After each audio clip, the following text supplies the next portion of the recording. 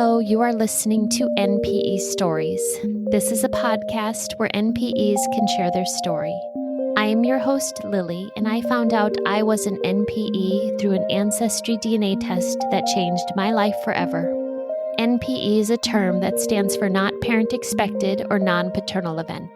This means that one or more of our parents are not who we believe them to be.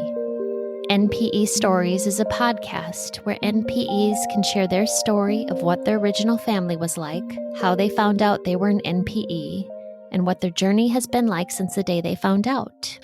Welcome to episode 111.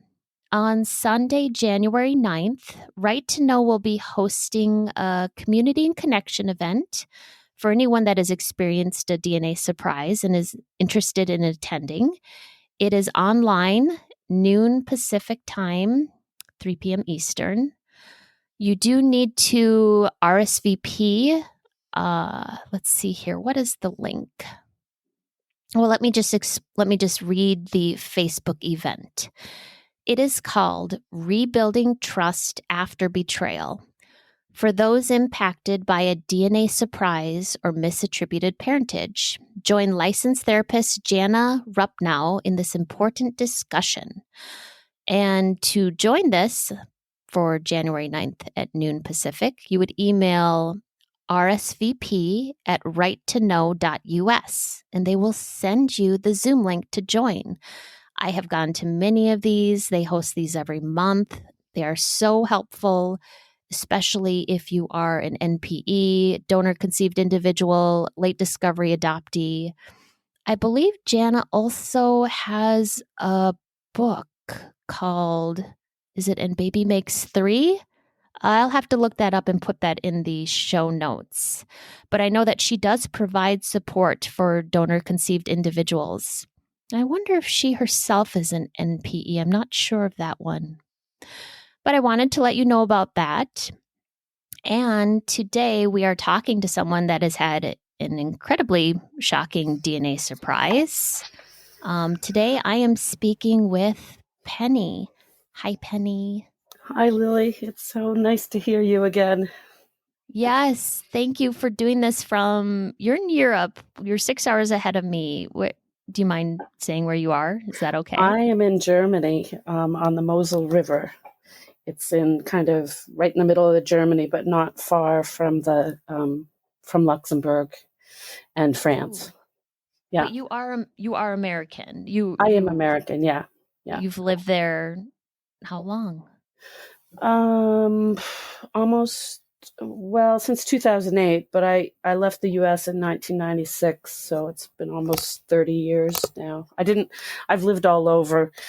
I lived in France for 5 years. I was in Japan with my son. I was in Georgia. I was in Austria. Oh, wow. Yeah.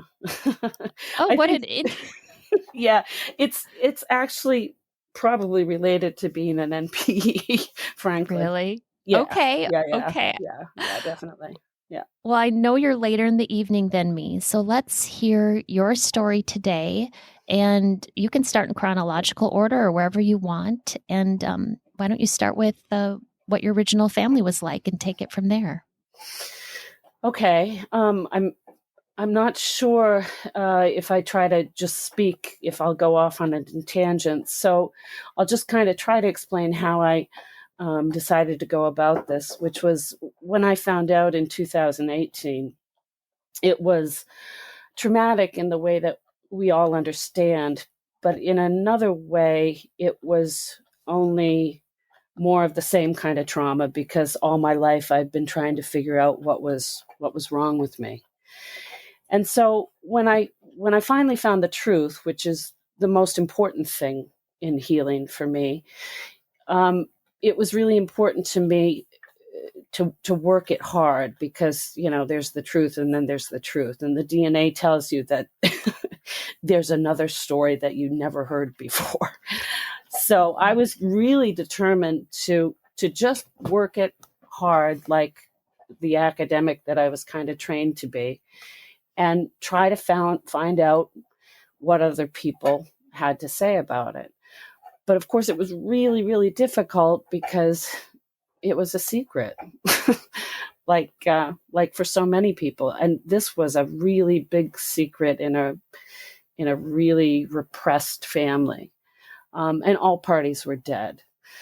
So one of the first people I reached out to was one of the oldest daughters of a family that we had been close to when I was young. I was born the youngest of 6 children in a family, and the father, my birth certificate father, was a Methodist minister by trade, so to speak, but he wasn't. He had left the ministry when I was conceived, and so I had 5 other brothers and I had 5 older brothers and sisters, and the first woman I reached out to was from this other family that had, I think they had 9 kids, and we used to play with them a lot, although they were all older than me, so it didn't matter. But at the time, I wasn't sure if it was true because I hadn't gotten the DNA yet. I sort of did this a little bit differently than some people. So I reached out to her and I started asking her about things. And she said, well, geez, get the DNA. And I said, well, I am, because it was precipitated by another event that I'll also explain. So then I started writing a series of letters. So I'm going to read part of what I wrote to a colleague of my mother's when she was a teacher in Ohio in the 70s. So I was born in 1964, and we moved from Ohio to Maine in 72 or 73. And these were kind of big events in my childhood for a number of reasons. But anyway, I'll just read a little bit of my letter to him, which is trying to explain to him, please tell me what you know, because he knew my mother fairly well. Mm-hmm. So this was March. So I found out in 2018.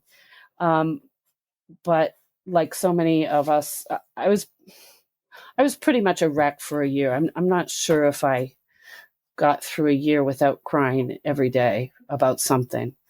Yeah. And then after I found out, I don't know.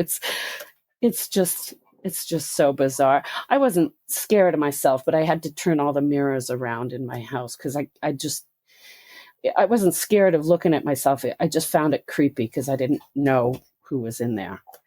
And it sounds a little goofy, I suppose, but it just made, no, it was too, it doesn't. It was too much for a while, and some other things. But anyway, so once I could kind of pick up the pieces of what was left of me, I started, what I basically did, I started trying to heal myself in the only way I knew how, and in the way that I had been trying to do all my life, which for me, a large portion of that took place in being able to write and listen to people's stories. So without further ado, this man's name was Bob, and I wrote to him in March of 2021. And I'll just try to skim over some of the parts. Dear Bob, finally, I'm getting around to writing you. So first of all, I want to say how thankful and grateful I am that you've taken so much time to share so much of your perspective with me. It's a real honor that someone would take such time and effort to share such information. And it is very helpful to me in also understanding how someone outside the immediate family would process this story with new information.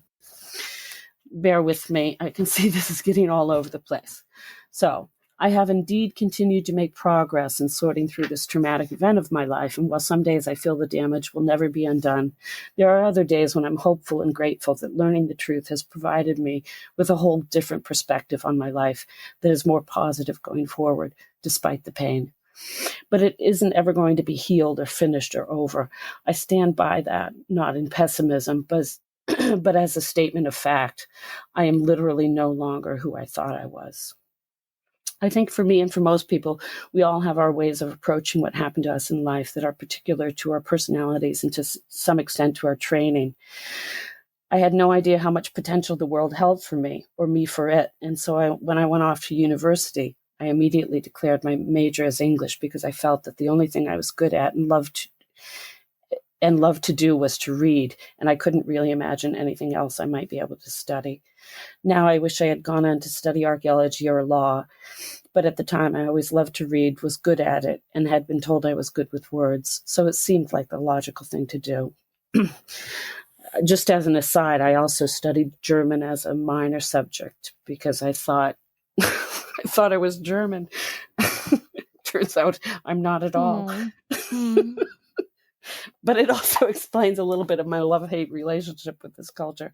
Anyway, so when it comes to an event in life that has deeply affected me, in order to better understand it, I have tried to find the stories associated with it, to research and work it hard, interview and listen to the stories of other people who were there or have had similar events in their life.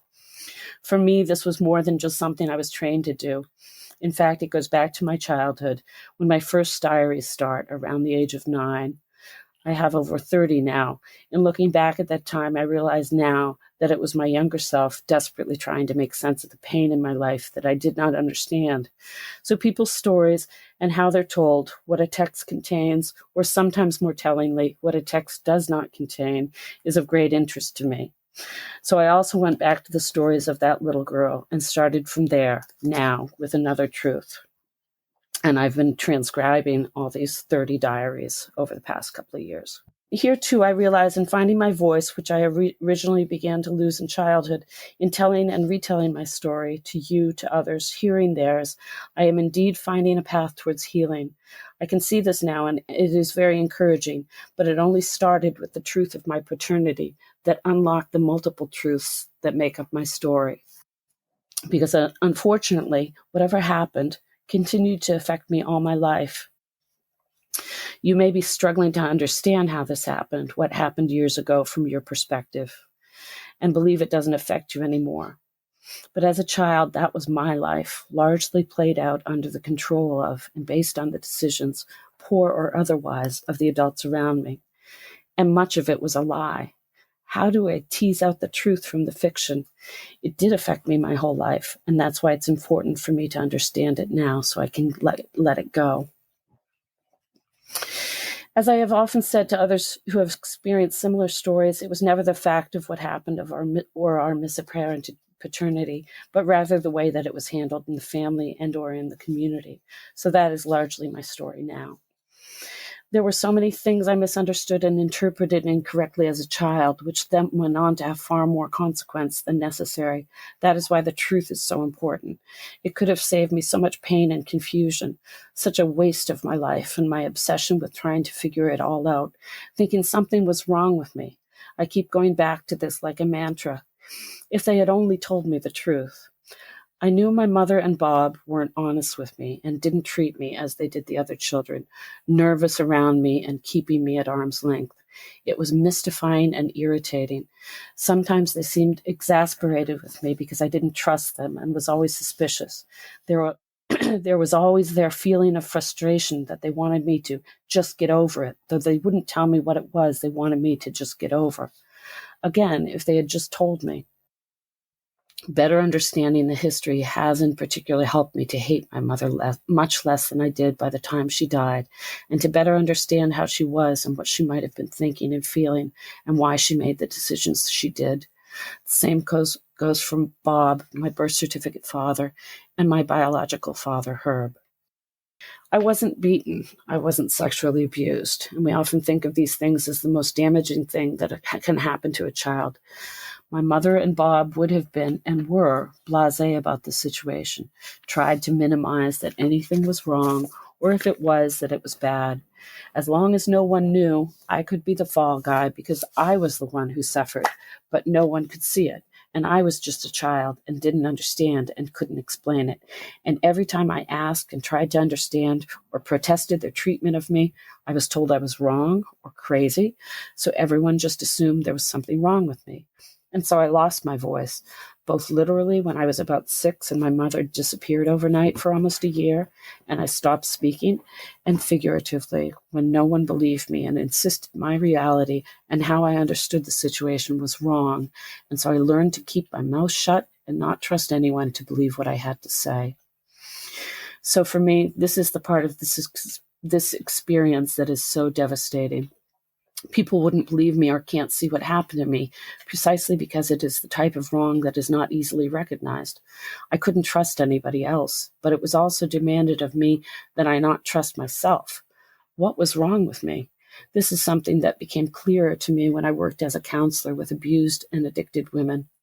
In my 20s and 30s, I worked with women in treatment for substance abuse issues, but of course, many of their problems often included abusive relationships. I could never understand some of the decisions they made to continue to allow themselves to be abused or continue in their addictions. I've just always been much healthier in many respects, or so I believed, than to behave in that way. I've never let men abuse me or become addicted to terribly unhealthy substances or lifestyles. Though, of course, wine and chocolate still play a role in my life. So there's something different and deeper about this kind of ongoing trauma that I experienced, and perhaps in particular, the constantly being told that what I experienced was not real. There was something about the abused women and children I worked with in my 20s that seemed familiar to me, but also that which I did not recognize. I suppose the general mistreatment is what I recognize, though our experiences were different. The women I worked with kept going back to their abusers because there was a dynamic there that appealed to them. When someone is actively abused, they may be a victim, but they are an important part of the dynamic in the relationship with the abuser. They are needed and wanted because they are the object of the abuser. As perverse as it sounds, there's a sort of healthy rationale that at least ensures that your existence, even as a victim, is necessary and valid. You are of some worth as the object of someone's abuse. But I was less clearly the object of someone's abuse, except for perhaps my sister Patty, than I was simply shunned, shunning, rejection, ostracization.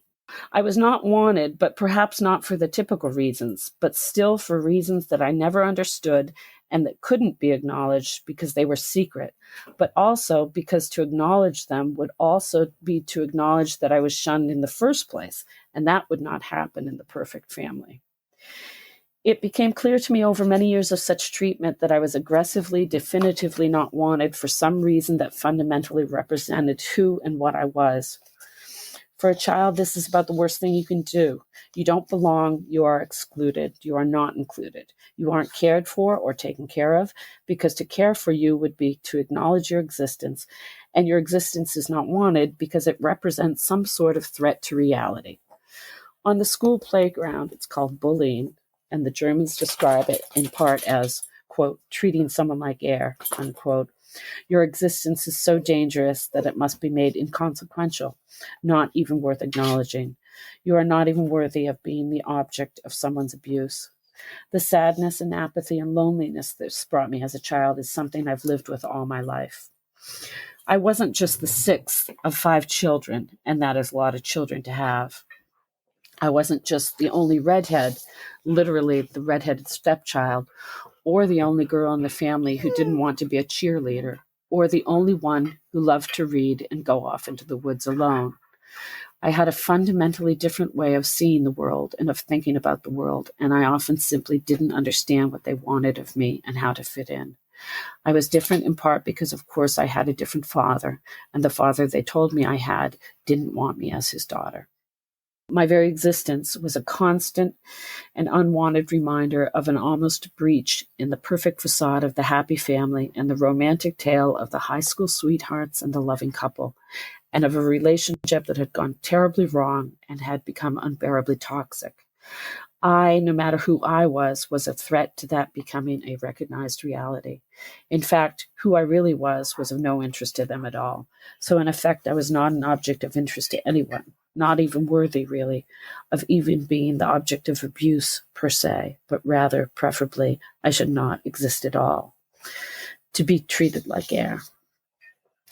Nowadays, for an initial intake for counseling services, it's pretty standard to ask questions about a person's childhood based on a series of questions referred to as the Adverse Childhood Experience Test, developed in the 80s to examine the presence of trauma. Everybody has had negative experiences in childhood, of course, but what they are and how they are handled and what support systems are effective and available play a part in the occurrence of trauma and how it was processed or not. So one of the questions asked is if you had as a child one person who was there for you, who believed you and believed in you and cared for you and who you could trust. Having such a person makes a tremendous difference in how children adapt and survive. And I had to answer no. Later, I reconsidered that person for me may have been Herb. But at the time in my life when he was there, I was, of course, too young to make sense of what was going on or recognize his support. Because the real trauma of my childhood began after he disappeared from my life, and it was simply my ongoing, constant, hard to pin down, largely unrecognized and certainly unacknowledged role as the family scapegoat. And I only got to be the scapegoat when I was included at all. This is very hard stuff to sort out for a couple of reasons, not the least of which is that I now realize and have to acknowledge how very real and devastating it was, but also because the rest of the family refused to acknowledge how they treated me and constantly told me that I was wrong, this was not happening, or worse, they stood by and never said a word, went along with the crowd, and in particular with the accepted behavior of the beloved and admired parent, the reputed father and moral authority. All my half-siblings from that family knew that my mother was problematic, but Bob was the great white hope whose goodness could not be questioned. It was like growing up in a cult. And so, of course, when I confronted him, he was horrified, denied it, and became angry at me and died a week later because he was too much of a coward to face the truth coming out. And then, too, within that family, I was blamed for his death, for causing him unnecessary stress as to simply ask him why he had never liked me, and presenting example after example, refusing to accept the usual response that it was all in my head and I was the problem. When I first found out, I remembered that conversation, and I thought perhaps he was so horrified because he thought I would find out. But with time, as things became more clear, with more understanding, now, of course, I realized that he was terrified because he knew that he was going to be found out. I had no idea at the time and could not have imagined what the truth was. But I knew the truth of what I experienced and how I was treated, and was no longer willing to be the fall guy and be told I was crazy. I've been so misunderstood so often by family members and family friends, in part because I always seemed angry and had such a different perspective on events than they did, and because my experience was different, my understanding was different, and yet I was constantly told in that family, constantly gaslighted, that what I thought and felt wasn't true, which is why in part I was so angry, that over the years I felt I lost my voice or was not willing to speak. This was the reason I got as far away from my family as early as I could. How could I possibly compete with the narrative of the perfect loving family with an alternative narrative? Mm-hmm. I did grow up in a sort of paradise. This is what I am thankful for, because my ability to take off into the woods so often saved me. Their neglect also gave me a wonderful, though at times dangerous, freedom. But I realize now that although I've always seemed and am seen as such a strong, well put together character, and in many ways I am, what most people can't see is how sad and troubled and lonely I have always been inside, how hard I have been on myself, how much I have hated myself and not allowed myself to be loved and cared for, not been able to trust anyone and push them away because I believed that there was something so horribly wrong with me that my own mother and father, popular and beloved by others in the community themselves and seen as wonderful people, did not love me. They did not even seem to like me. And after approximately 1973, they didn't want anything to do with me, both of them, and I could never figure out why. And then, since parents served as examples, my half-siblings there, too, began to see me in this way. I was the scapegoat, and it wasn't hard to justify because I was quite different from them anyway. And again, I could never figure out why. It made me sad and ashamed and angry, and so they could often point to me as sad, ashamed, and angry as the reason they didn't like me, or that as a reason to treat me badly. I don't think my half-siblings there consciously knew that their father was not my father. Even Ruthie, she's my oldest sister in that family, who was 13 when I was born, but they did know that there was something different about me. And in various ways, over the years, they made that clear. And I knew that they were right, probably more than they did. So I know I am rambling, so I will try to better explain, starting at the beginning, and try to explain what I now understand, or believe I understand, happened to me as a child, and what I thought and the effect it had on me. Lily, I think I sent you this picture. You might want to put it on the post it. Yeah. It's this picture of me on the swing with my siblings. Anyway, so I'll read on. The above picture may very well have been taken the year you visited us, probably 1971 or 1972. My mother took this picture, as she often took the picture for the Christmas card the summer before. At first, it looks like a harmless family picture, but of course there's a story behind it. Or rather, there are multiple stories behind this picture, because what my mother would have told you and what my siblings would have told you would have been very different than what I will tell you. For our family Christmas card, our mother had us pose on the swing my birth father made for her.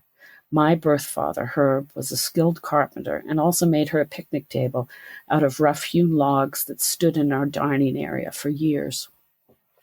My mother would not let Bob, my birth certificate father, get rid of these objects, even when they had long since outlived their usefulness or decorative taste or were falling apart. In a million years, it would not have occurred to any of us children why that would be so, or if this was odd, just as so many things now looking back were odd but seemed perfectly normal, as our mother deemed it must be seen so. On the surface, this picture probably looks like it is just a funny family picture in which all of my older siblings are laughing at me because, as you can see, my brother was holding me in a restraint on his lap. I didn't want to be in the picture. I was having a temper tantrum. As I remember it, and no doubt my half-siblings would remember it differently, they had been teasing me, as they often did, telling me that, in fact, my name was Marcia and that I was adopted and that it didn't belong in the family, that I wasn't one of them. It's hard for me to know if I was so upset about this because it's normal for a young child to be scared and hurt when told that they don't belong to the only group they've ever known and are dependent on, or if it's because I knew that at some level this was true, even if they found it funny and didn't necessarily believe it themselves. You will probably also recognize the cabin behind it. According to my mother's memoirs, she and Bob built it, and that is partly true. However, because Herb was a skilled all-around carpenter and builder, he also worked on the house a great deal, and this was a good excuse for him to be around all the time. I was conceived in early August 1963.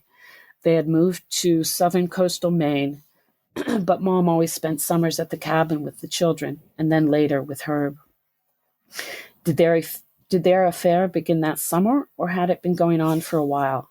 Was my conception an accident, or was it intentional? I will probably never know, though I am beginning to think it was somewhat intentional.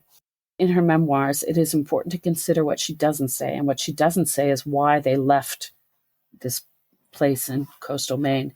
She completely glosses over the fact that Bob left the church, a vocation he had long trained for and once been devoted to. He didn't just leave to take a new job in Ohio. He left the church, and he would never go back to the church full-time again. So what happened? I'm not sure we will ever know. The previous chapter describing their time in coastal Maine is in the usual cheery tone my mother used throughout the memoirs, used to underscore a happy family, lovingly sticking together through thick and thin. Is that all there was? If that were true, wouldn't that be what we are left with today? Wouldn't that be what endures? Because that's not what we are left with today. Towards the end of the main chapter, my mother writes, apparently apropos of nothing, that F was the co-pastor with Bob in K, and that F's wife, C, had several lesbian affairs during that time. This was 1964. This was 1963. Surely extraordinarily scandalous behavior for the time. And, as my mother continues, F became ever more possessive of his time with Bob, and Bob slowly recognized, long after Ruth already had, that F was attracted to Bob and jealous of the time Bob spent with his family. And then, that several years later, F remarried in what she writes they were, quote, told was a cover-up marriage, unquote, until finally, later in life, F comes out as a homosexual man. Why would she write about that in her memoirs? In closing that chapter, my mother writes that she was once angry with F and C, but over the years recognizes that it takes some time to understand those sort of experiences. Looking back, it's very hard to know what might have happened, why they in fact decided to leave Maine, because they were clearly very happy there and had many friends. Was their decision to leave also in part because my mother was involved with Herb? Did Bob know about their affair then and simply chose not to see what was happening because it was so unpleasant to him? Certainly that was a very typical response from Bob. He simply refused to acknowledge anything that was unpleasant or in conflict with what he wanted to do. He was very good at denying reality. According to my mother, he hadn't even recognized that F was attracted to him. Is that the truth? Or is it possible that F and Bob had an affair, as my mother, I believe, tried to hint to me years later by trying to show me the letters F wrote to Bob at the time? I always thought that she had tried to show me those letters so that if I ever found out about her affair with Herb, I would think that her excuse for it was that Bob had had an affair with F. But I don't know. There are some days that I think maybe he did have an affair with F, and there are other days when I think my mother tried to plant this idea in my head, or that maybe she even believed it herself, desperate to have an excuse for her own behavior. And that's it. The family moves on to Ohio. So Bob and my mother, pregnant with me, returned to Ohio in September 1963. According to my oldest half-sister in that family, who remembers arriving in Ohio to start school, she remembers that Bob was strangely cold towards my mother, and she didn't understand why, as this was so unusual for him. She was 13 at the time. When she told me this a couple of years ago, she also commented that it is entirely possible that Ruth and Bob never talked about this, never acknowledged to each other what each of them knew or thought they knew to be true. My new oldest half-sister, Elle, from Herb's first marriage, who would have been about 25 at the time and appears to be the only other person besides my mother and Herb and Bob who knew at the time that Herb was my father, found a letter from my mother to Herb on his kitchen table as she was waiting for him to come home from work. She read it and discovered to her surprise that not only did they know each other, but apparently they had been having an affair. Elle reported this recently to me in a letter. I have never met her. She says she never liked Ruth and Bob. She found them too goody two-shoes and had no idea that her father, our father, even knew them. So how did this all come to pass? I will probably never know, but I know that Bob knew before I was born that I was not his child. Because I grew up with him, thinking he was my father, I know something about his history and his personality, which better explains what then followed. Bob was born in Cleveland in 1926 to a father who was a first-generation German immigrant and a mother who was a first-generation English immigrant. He had one older brother, and as the story goes, their father beat the two boys on a regular basis until they were both in their late teens and fought back, threatening to kill him if he ever beat them again. His mother had come over from England and apparently enjoyed her status as a part of a comfortable middle class. She did not interfere when the father beat the boys, and I remember her in general as being rather cold and unpleasant. Bob and Ruth met in high school in Cleveland and were engaged before Bob went off to Japan when he was 17. They married when he returned in 1949. Bob was very active in the Methodist Church there and, influenced by the pastor there, decided to study in Boston, theology in Boston. He was the opposite of his older brother.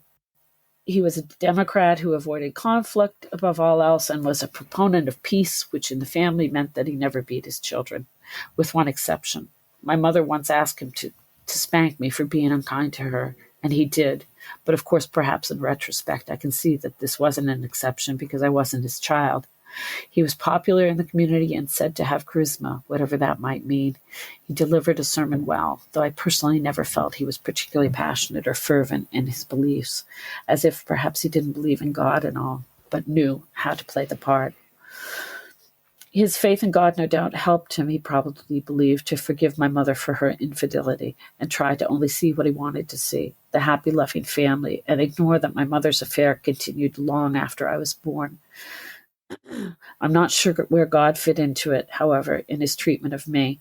I suspect that he convinced himself that he had forgiven my mother, and so he felt that the justifiable anger and resentment that he had towards her could not be directed at her, but could easily be heaped on the shoulders of her and her lover's child.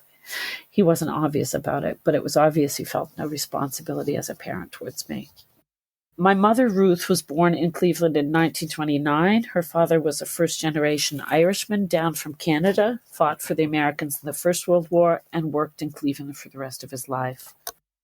Her mother came from a much older, that is much longer in America, German-English immigrant family from Ohio, and was famously, though barely 5'2", a force to be reckoned with. Grandma Barry was a smart woman with a sharp tongue who kept her Irish husband in line. My mother was the third of 4 children and a favorite of her father. She once told me that her mother refused to pay for her to go to university because she was a girl, which always seemed a bit odd to me because I knew her mother was one of the first women to go to college in Ohio and very much supported education. I later learned from Ruthie that, in fact, she had won a scholarship to university and turned it down to marry Bob. Why my mother was so narcissistic and manipulative, I do not entirely understand. She told many different stories to many different people. I also knew her to be fun and funny, clever and adventurous. She was often well liked by others. She was pretty and liked being pretty and tried to pass this idea about the importance of being pretty on to her girls. Sometimes she could also be downright mean. I also knew her to be terribly unhappy.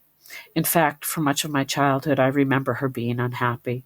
She liked to surround herself with people and was often immature, and also liked to be the center of attention.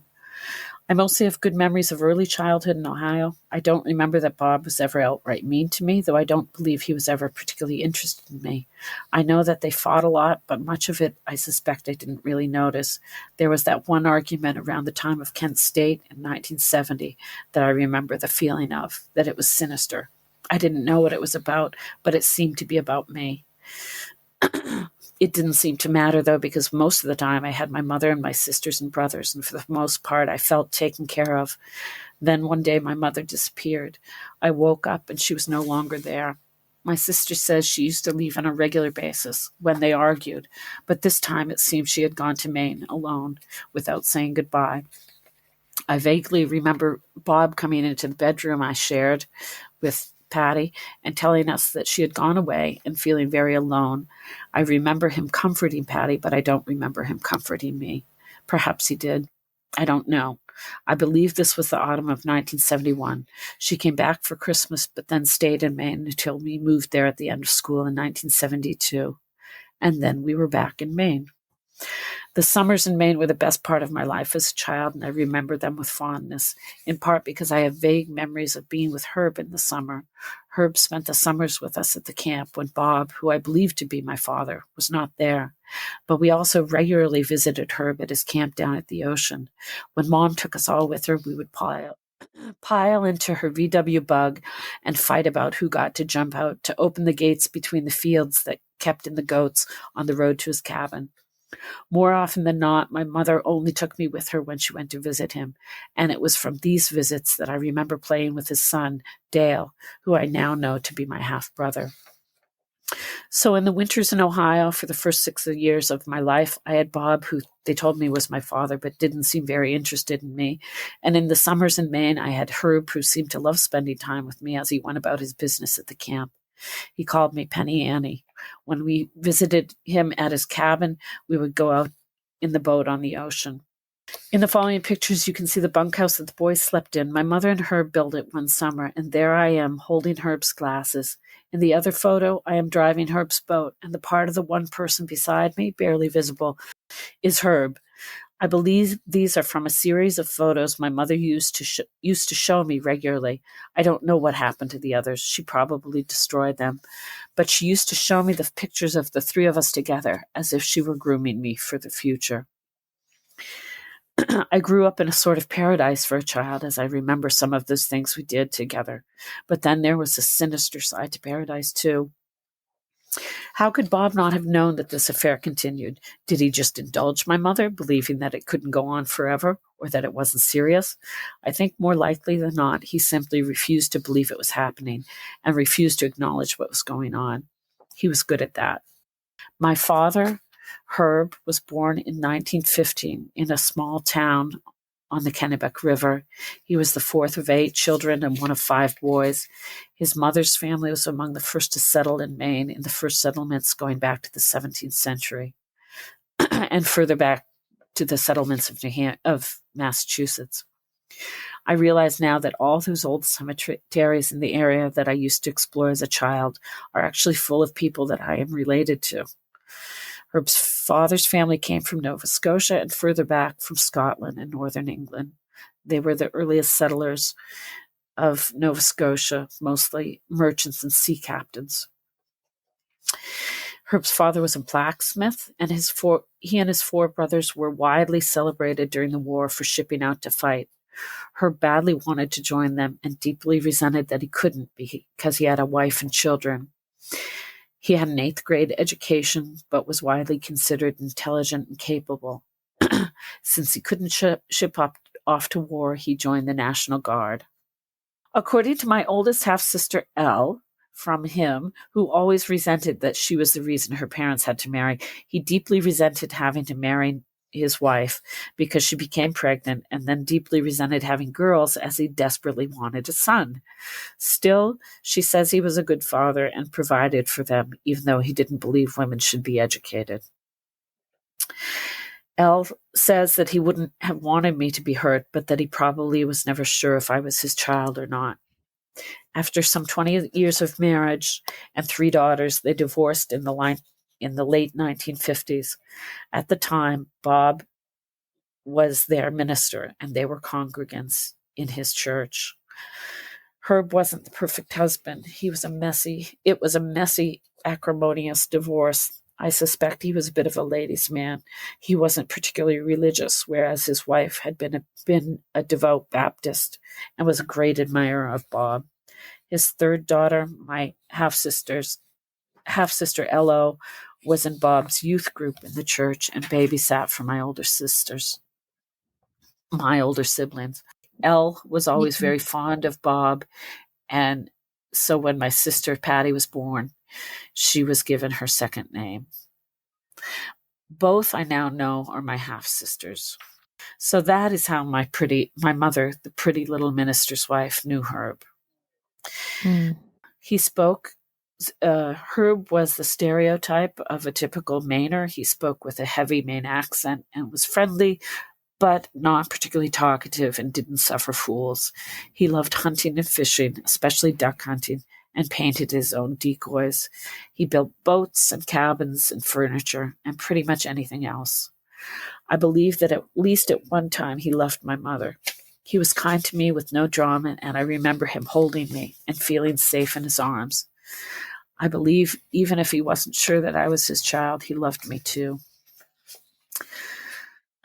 What happened next is even harder to fathom or understand. After nearly a year in Maine, living alone at the camp, returning only for Christmas, my mother came back to back to Ohio in, I believe, the spring of 1972, and decided that the whole family would up and move back to Maine.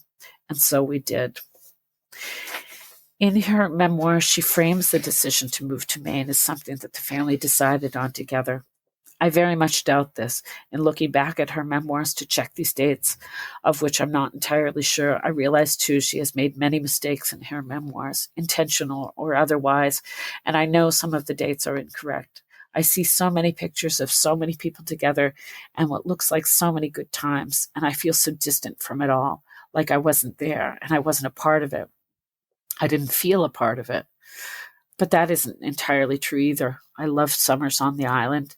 I did what I wanted whenever I wanted and went wherever I wanted.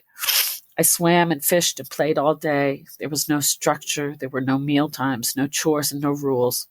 I was notorious for making cucumber sandwiches on the bench of the picnic table Herb had built for my mother.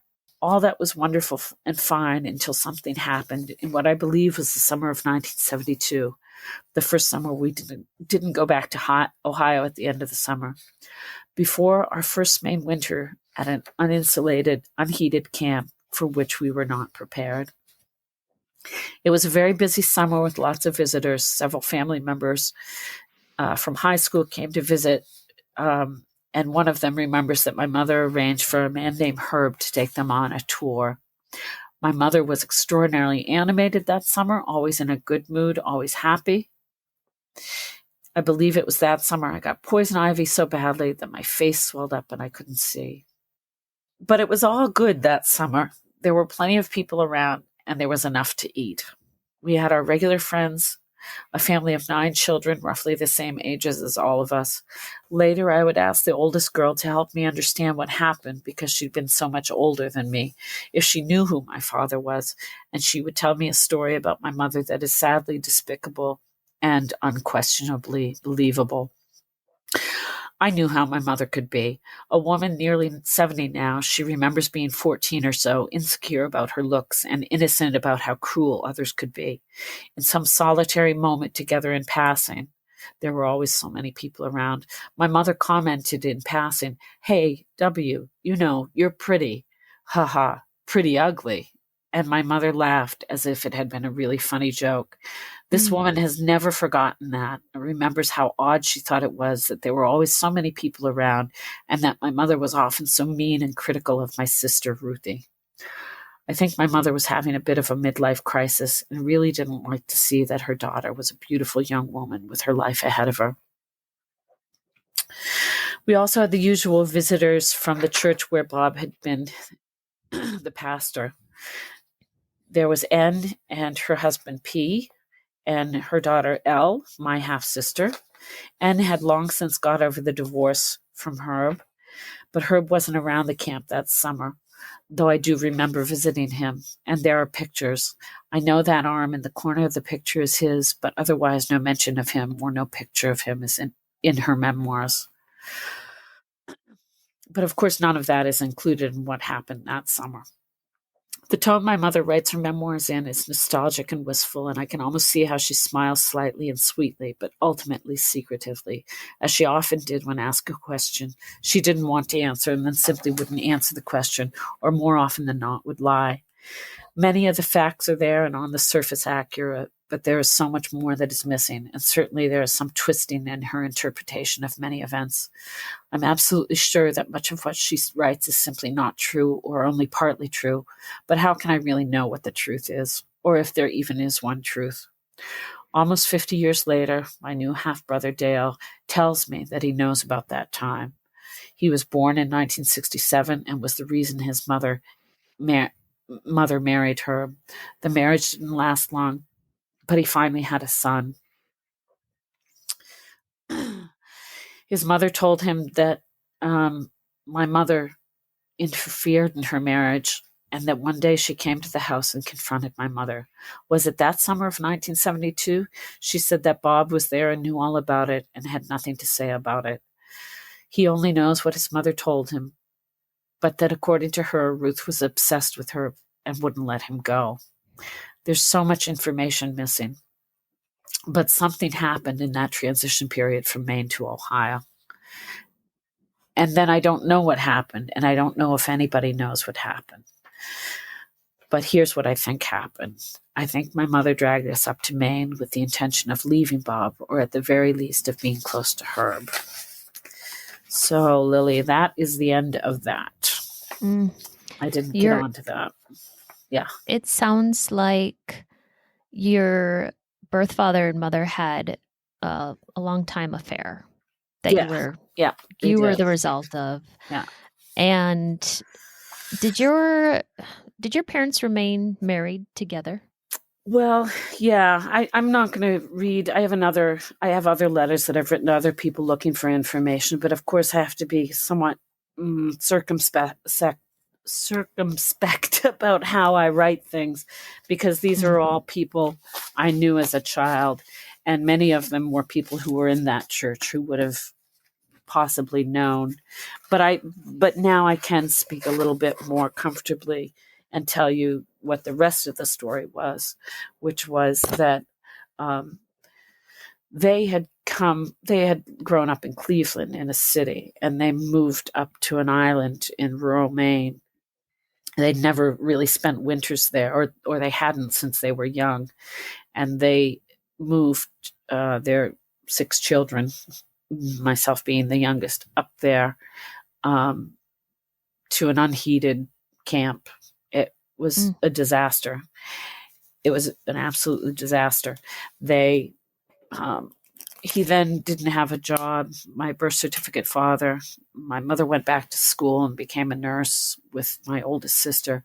But we went from fairly comfortable middle class existence in Middle America to absolute poverty in freezing conditions in Maine. There was no wood, there was no food. It was just unbelievable. But I probably took the brunt of it because I was the youngest. And after that summer, what I believe is that my mother had planned to leave my birth certificate father, and my biological father wouldn't have her because he probably, he liked being single, and he was kind of a independent guy, and he didn't want a woman with 5 kids, even if the 6th kid might be his. I don't know, and I don't even know if that's the truth, but that's what I think happened, and I think I was a part of some big blowout they had, and that's why I never saw him again. So yeah, so I guess my being an NPA was the reason for that horrible move to Maine, and that's when I really began to suffer, because after she moved us all to Maine, and maybe my birth certificate father found out that she wanted to leave him, but after that, then they had to repair their marriage, and I was just toxic to them. They didn't want anything to do with me. And so they pretty much abandoned me. But the sister, who's 3 years older than me, was also there much of the time. But no one else was there. And we often just didn't have anything, any food or anything. We just weren't taken care of. It was very much, like terrible. Yeah. Yeah. I mean, I wasn't sexually abused. They weren't drinkers. They didn't beat us, but it was shocking. It was shocking, and it was scary. And I was kind of a fearless kid anyway, but I remember walking across the ice to get to the island. I must have been about 9, and we would get off the bus at one spot to cut across the ice if the ice was thick enough. And as long as there wasn't a snowstorm, you were okay. But there was a snowstorm that day, and so I headed across the ice, headed for the end of this peninsula. And if I made it to the peninsula, then I could then see our island and I could head off. But there was such a snowstorm that I got lost. And when I finally got home, one of my brothers was home, and I think I had frostbite. And oh God. It's funny to tell the stories, though, because as a child, it was pretty horrible, but I can't say I look back with fondness at that stuff, but I certainly had some very unique experiences. But to be neglected as a child is just one of the worst things. And listening to how you were scapegoated, and I know you've told me off the record as well that your siblings start to participate in that because your parents treat you that way, and just how that continues in life. And they probably wouldn't agree with that. And of course not. It's funny you talked to one of your sessions about getting kicked out of one of those Facebook groups. and I was kicked out of one too, but it's like the story of my life, because I feel like they didn't give me a chance to explain, and they didn't understand what I was saying, because I live in Germany, and I've done a lot of the psychology about this, but there's this thing called the victim bystander syndrome. And what's that? Well, let's see. It's a perpetrator victim bystander syndrome. It's people people recognize they don't actively participate, but they stand by and do nothing when they see an injustice done. Yes. And Yes. and that's a bit of my issue sometimes here. And Germans are very aware of it, but like, I don't know.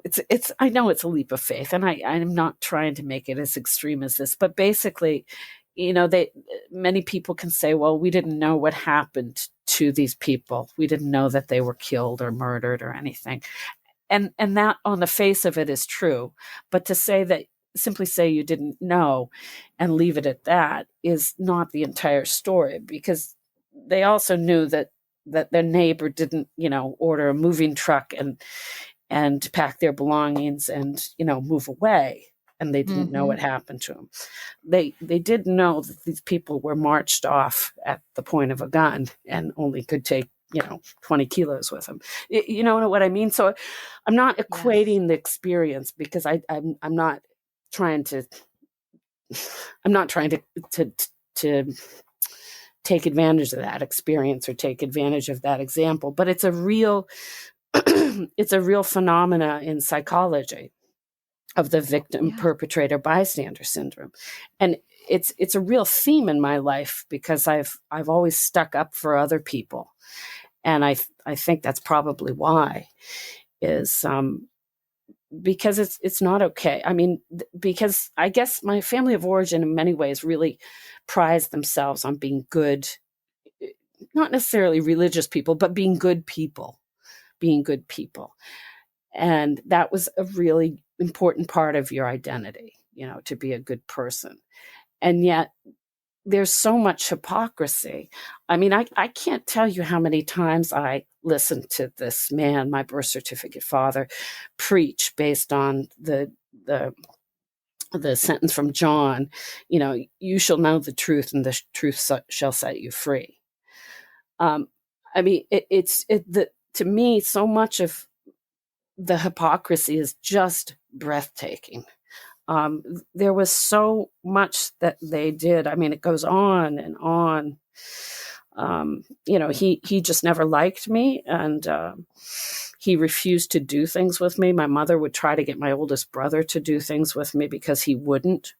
But he wasn't obvious about it, because he couldn't be, because he had this reputation. Everybody loved him. He was a minister. But he would just not engage with me, or he would hollowly greet me. There's another story, I don't know. I have story after story, but I was about 25, and my mother invited me to drive up from where I was studying at the university to a restaurant to meet them. It was about an hour's drive. And my sister, who's 3 years older than me, was just brutal to me. She just hated me. She hated my existence. She was just brutally mean to me. And so I arrived, and my mother was there, and my birth certificate father wasn't there. It was my birthday, and we couldn't figure out where he was. They called his work, and they said, "Oh, he went off. He went off and had lunch with your sister." And that was another case where you just feel like you're kicked in the stomach. It's like, wow, it was my birthday. And so then they found him, and he came, and he was angry at me. And he said, and they used to laugh and say, "Oh, he's so forgetful." And so he was angry at me and said, "Well, you should have reminded me. How was I supposed to know? Blah, blah, blah." Of course, no presents or cards. There would never be anything like that. But my mother, the whole dynamic there was very bizarre, because there were these letters from his co-minister, and he completely left the church, and he would never, ever, they were so repressed. He would never in a million years have admitted if he was homosexual. And my mother they would never have talked about it if he was. I mean, that would just not be a thing. It would not be possible. But because my mother, before she died, she was always trying to give me hints throughout life. Like, it was this push-pull. She she wanted me to know something, but she didn't want me to know something. But she wanted me to read these letters.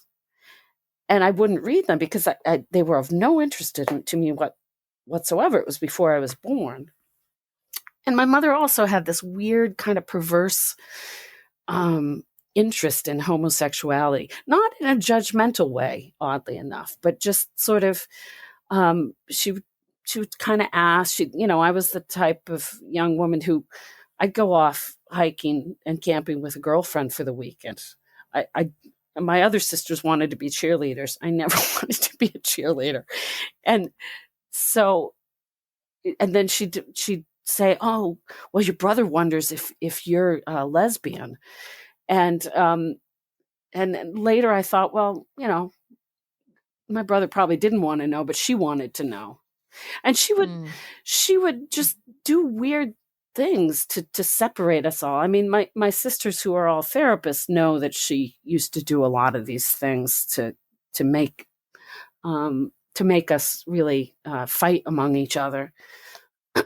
But the other thing about being treated differently was that if they had their graduation from university or whatever, it was all a big thing. My mother would have us, it's on this date, make sure you come, and you have to be dressed up, and then we're going to go here and there and celebrate and blah, blah, blah. But when it came for time for me to graduate, I said to her, well, my graduation is on this day. And she said, oh, well, I don't know if we'll be able to go, because Dad might have to work. Yeah. Oh. And I just have so many moments when I just felt like I was kicked in the stomach. So of course I was always angry. And so my response was, and I couldn't even have articulated at what was going on, just that I'd been kicked in the stomach again. And so I said to her, oh, forget it. I'm not going. Just forget it. Just forget it. And then she would say, oh, but Penny, don't be like that. Oh, come on now. I said, look, I'm not going to go anyway. I'm not interested. Forget it. And sure enough, of course, I didn't go because I was so upset and just angry about it. But then she would go to my siblings and say, oh, Penny won't let us go to her graduation. She doesn't want us to be there. Or, you know how difficult she is. She's always causing trouble. Yeah, you're the problem. Right. Stuff like that. Mm-hmm. Stuff like that. Mm-hmm. I know you are estranged from your family of origin for the ones that are alive. How about with Elle, your half sister? Do you have a relationship with anyone, and how is it?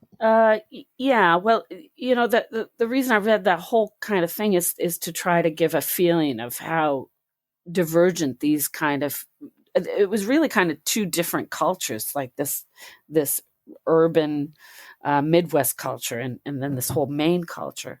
And so, and my birth certificate father and my mother did love Maine when they were up there. So they knew all these people from when they had been a young couple with their first 4 children. And so all of these people who it turns out I'm related to were all of these figures in my life when I was a young child, but I didn't even know they were connected. The only one I knew was this woman, Elle, who had been fond of my parents. And I didn't even know that her father was Herb, and her mother had been this other woman who he had divorced many years ago, but we're still friends of the family. And as it turns out, there's another couple of sisters and this half brother who I know. So I've never met any. Well, I knew her, but I played with him when I was a child, maybe 5 or 6. So I've never met the others, but they've been very kind and welcoming. There's no problem there, but they're a lot older than me, and we have no history together. Okay, so all my life I had been trying to figure out what was wrong with me, because obviously there was something wrong with me that they didn't like me. It had to be my fault.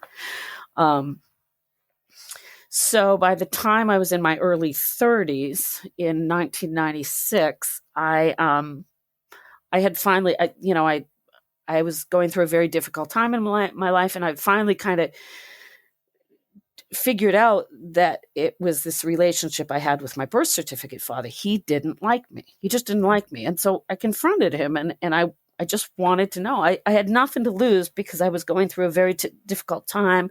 I just split up with a boyfriend, and so I argued with him over a series of days on the phone and then in person. And when I was arguing with him in person at one time, he was angry with me. He was never angry at anyone else. He was not someone who got angry at people.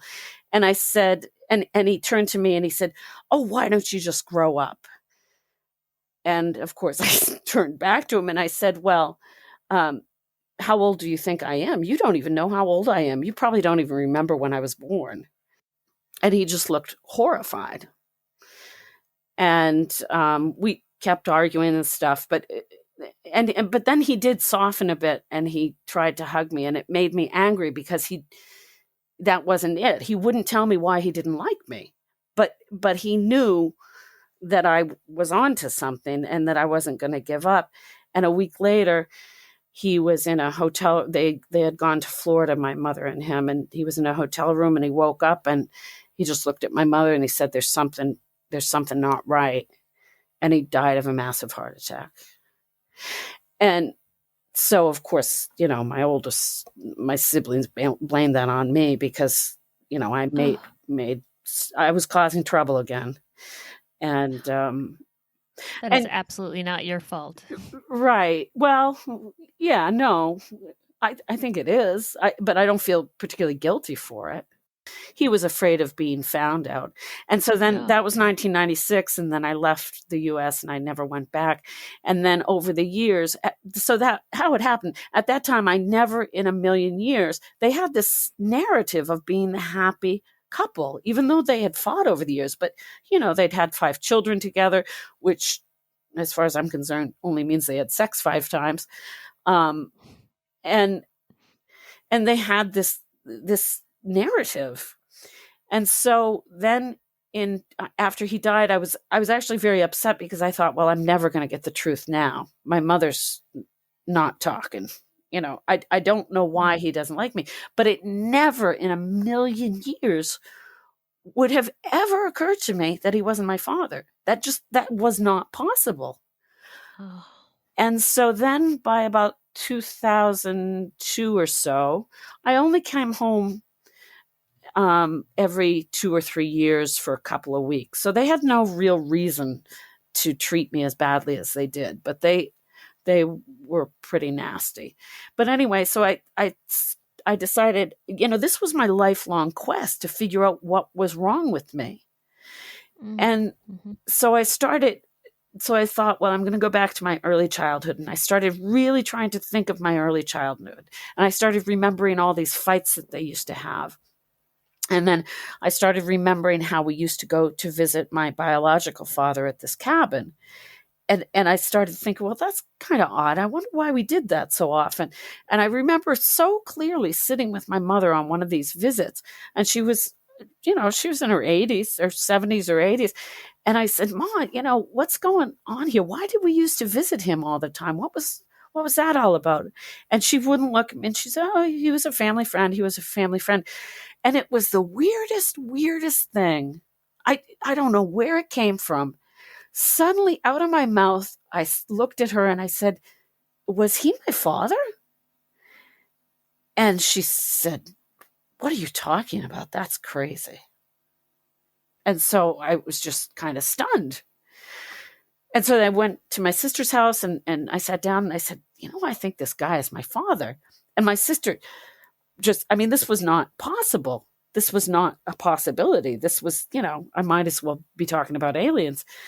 And she started going on about that time when they were fighting and they were fighting when I was younger. And it was my fault because I was mean to my birth certificate father because he'd made me a dollhouse that Christmas and I hadn't acknowledged it and I hadn't said thank you. And I was 6 years old and my mother had just left for a year. And I wasn't talking anyway. So, there was this all these narratives that always found a way to make it my fault. And so then it must have been about 2006, I kept having stronger memories. So the second time when I came back after 2 or 3 years later to visit, and I was driving along in the car with my mother, and I said, Mom, why did we used to go visit him all the time? And she started screaming at the top of her lungs. I laughed, but it was just so weird. And she had this, weird kind of old lady's voice, which I probably have now. And she said, "You're abusing me. Stop abusing me. I'm going to have your brother charge you with elder abuse if you don't stop abusing me." Because my other brother's an attorney. And I was just stunned. I was so stunned that I had to pull off on the side of the road. And she turned to me after this outburst, really dramatic, hysterical outburst, and she turned to me and she smiled as if butter wouldn't melt in her mouth, and she smiled. And I had to get out of the car, and I just stumbled. I had to get away from her. And after that, I couldn't stand my mother. I couldn't stand her. And I feel sad about it now because I never really reconciled with her.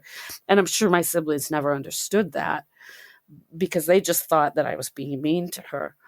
But this reaction of hers, she wouldn't have thought about this of herself, on herself, or from herself to scream, "You're abusing me and I'm going to charge you with elder abuse." She got that from one of my sisters who's a therapist. It's like, oh, when Penny's abusing you, then just yell at the top of your lungs and, threaten her. And so after that, after she died in 2014, I thought, well, I'm never going to figure out what's wrong with me.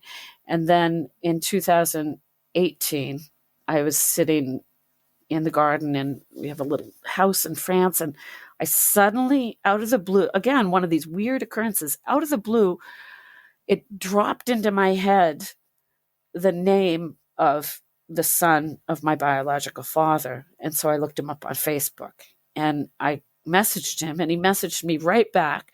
And within 5 sentences of, "Hi, I haven't spoken to you in 50 years. Where do you live? Blah, blah, blah." Within, very short time, he said, "Can I tell you something? Can I be honest with you?" And I said, "Well, yeah, sure." And he said, "You're my half sister." Oh, wow. And it was the weirdest thing. It was like the top of my head came off. And, when somebody says the term "to burst into tears," I know what they mean now, because it's like that the tears flew across the room or flew across the garden. It was really, really weird. Because it was just a sense of relief. I mean, I think everybody, who's had that similar experiences knows what families do to the one who's not wanted. I think that's pretty much, that's probably clear. Terribly painful. Yeah. For people that have experienced scapegoating and being pointed at as the problem in your family, it is, and the neglect, it is incredibly painful. Yeah, that had a huge effect on things.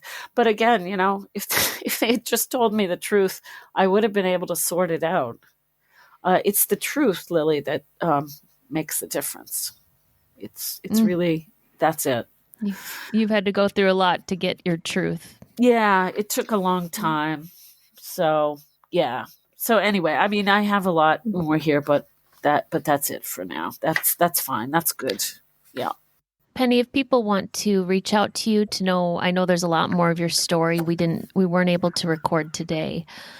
Could they contact you? Yes, please. Absolutely.